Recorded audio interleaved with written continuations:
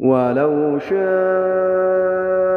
ربك لجعل الناس أمة واحدة ولا يزالون مختلفين إلا من رحم ربك ولذلك خلقهم وتمت كلمة ربك لأملأن جهنم من الجنة والناس أجمعين.